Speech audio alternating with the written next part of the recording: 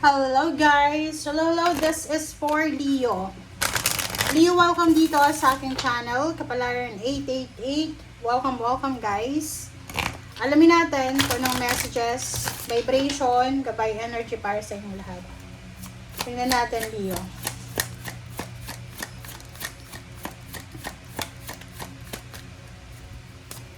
Okay, this is for the second half ng May. Okay. Leo, comment below if you resonated. Numbers 27, number 8. Possible. Meron ditong Leo na posibleng makatanggap ka ng balita. Depende sa kung anong communication to. Pwedeng chat, pwedeng email, pwedeng letter.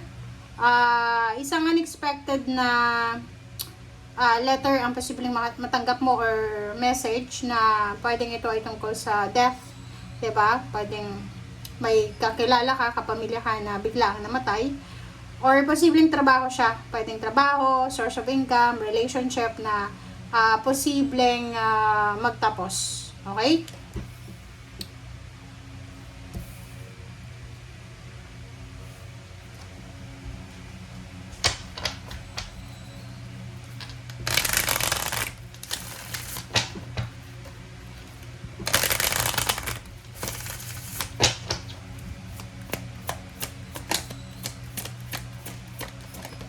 Okay. Leo, find balance. Kumuha pa tayo ng isa. Hanapin mo daw yung balance. Imbalance ka ba ngayon?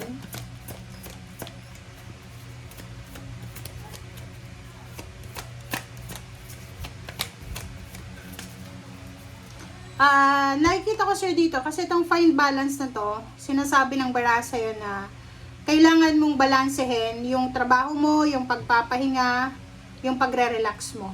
Okay? Kasi parang, ang nakikita natin dito, may mga Leo na puro lang trabaho, hindi na sila natutulog, or yung ibang Leo naman is puro lang tulog, puro lang okasyon, puro lang celebration, walang trabaho, parang ganon. So, kailangan mo daw ng balanse.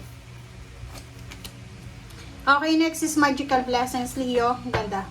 So, sinasabi ng baraha sa'yo na whatever man daw na pinagdadaanan mo sa ngayon, Leo, you are being assisted by magical fairy blessing. So, wala kang dapat na alalahanin. Okay?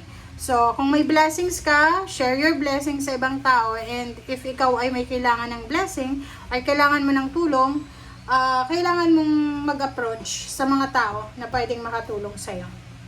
Alright? That's for Leo.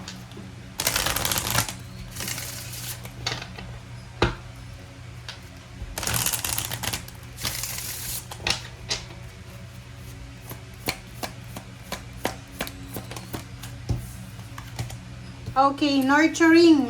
Si Mother Gaia to. Para siyang si Mother Mary. So, sinasabi ng baraha sa'yo dito, Leo, na importante dito yung pagpapahinga guys Importante yung pagpapahinga, yung well-being mo, yung health mo.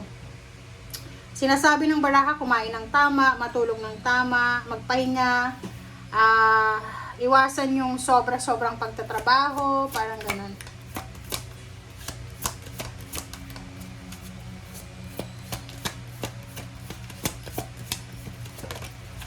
Alright, next is lightning. Okay, power. Wow. Empowerment. So, isang napakabilis, unexpected na empowerment. Yun. Ang posibleng maramdaman mo sa 2 linggong ito. Parang sinasabi ng baraha sa'yo dito na kung balanse yung pagmamanage mo ng sarili mo, talagang magiging sobrang malakas ka. Okay, sinasabi ng baraha, magiging productive ka, magkakaroon ka ng strong body. Siyempre, di ba? Kaya importante na alagaan natin yung health natin.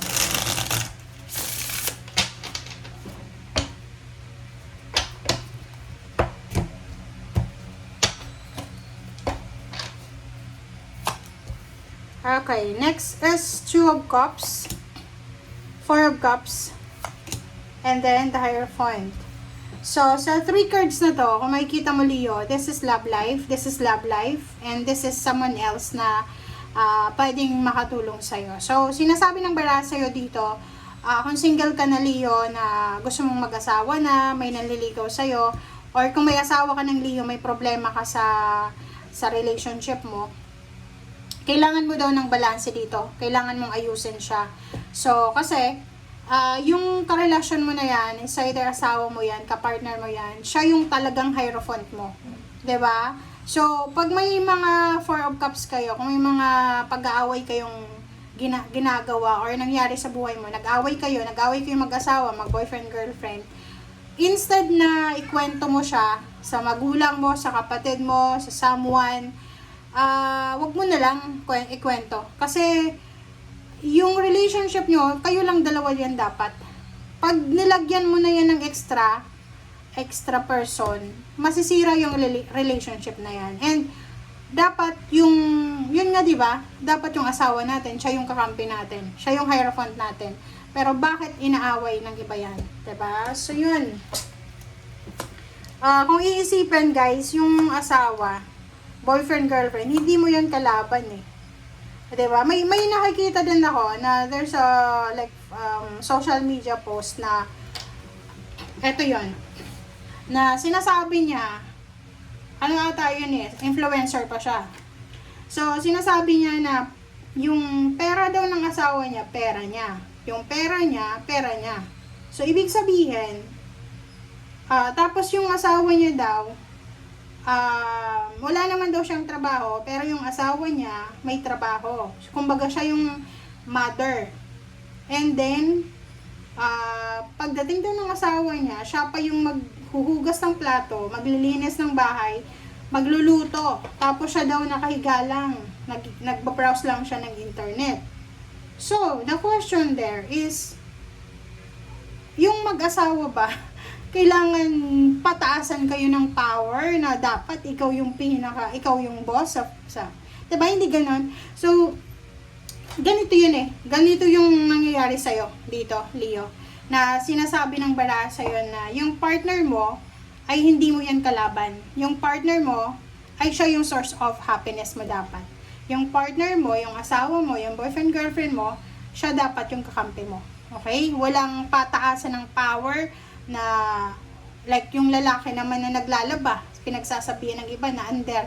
Walang ganun. Kasi partnership yung pag-aasawa, di ba? Eh paano kung puro lang yung babae, lalaki, di ba? Hindi yun. Hindi. Isa lang yung nag-work doon sa relationship na yun. So yun.